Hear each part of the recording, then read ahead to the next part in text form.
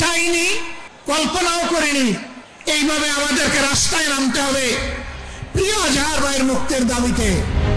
মুক্তিযুদ্ধের সময় মানবতা বিরোধী অপরাধের দায়ে ফাঁসির দণ্ডপ্রাপ্ত বাংলাদেশ জামায়াতে ইসলামীর সহকারী সেক্রেটারি জেনারেল এটিএম আজহারুল ইসলামের মুক্তির জন্য নিজে গ্রেপ্তার হতে রাজি দলটির আমির ডাক্তার শফিকুর রহমান।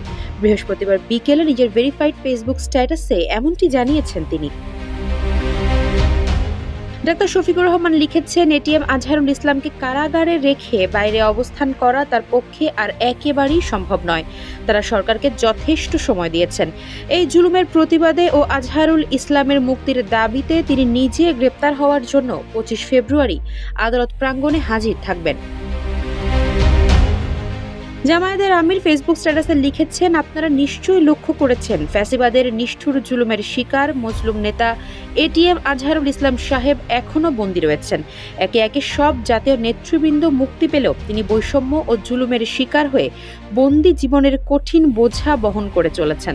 তাকে কারাগারে রেখে বাইরে অবস্থান করা আমার পক্ষে আর একেবারেই সম্ভব নয়। আমরা সরকারকে যথেষ্ট সময় দিয়েছি।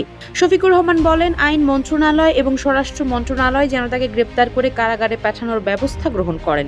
সময় মতো তাকে যথাস্থানে পাবেন বলেও জানান এই নেতা। যমুনা রাইস কুকারে আছে 3-in-1 function. Jamuna rice cooker, smart রান্নায় আধুনিক জীবন। এর আগে মঙ্গলবার বিকেলে রাজধানীর পুরানা পল্টন মোড়ে আয়োজিত সমাবেশ ও বিক্ষোভ মিছিল কর্মসূচিতে জামায়াতের সহকারী সেক্রেটারি জেনারেল এটিএম আজহারুল ইসলামের মুক্তির দাবি জানিয়ে দলটির আমির শফিকুর রহমান বলেছিলেন, জামায়াত 15.5 বছর কোনো অপশক্তির কাছে মাথা নত করেনি, জীবন দিয়েছে কিন্তু আপোষ করেনি। আর তাই জামায়াতের ধৈর্যের পরীক্ষা না নেওয়ার আহ্বান জানিয়ে তিনি বলেছিলেন, মেহেরবানি করে চোখ রাঙাবেন না। শফিকুর রহমান বলেন, আজহারুল ইসলামের মুক্তি না হওয়া পর্যন্ত সমাবেশ বিক্ষোভ আন্দোলন অব্যাহত থাকবে।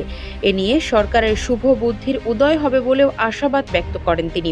কোন জিনিস এখনো আজহারুল ইসলামকে আটকে রাখতে বাধ্য করেছে সে প্রশ্ন তুলে শফিকুর রহমান বলেন, 5 আগস্টের পর একে একে সবাইকে মুক্তি দেওয়া হয়েছে।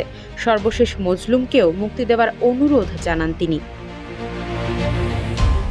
2014 সালের 30 ডিসেম্বর আজহারকে ফাঁসিতে ঝুলিয়ে মৃত্যুদণ্ডের আদেশ দেন আন্তর্জাতিক অপরাধ ট্রাইব্যুনাল। মুক্তিযুদ্ধ চলাকালে রংপুর অঞ্চলে 1256 ব্যক্তিকে গণহত্যা, হত্যা, 17 জনকে অপহরণ, 1 জনকে ধর্ষণ, 13 জনকে আটক, নির্যাতন ও গুরুতর জখম এবং শত শত বাড়িঘর লুণ্ঠন ও অগ্নিসংযোগের মতো 9 ধরনের 6টি মানবতা বিরোধী অপরাধের অভিযোগ আনা হয় এটিএম আজহারের বিরুদ্ধে।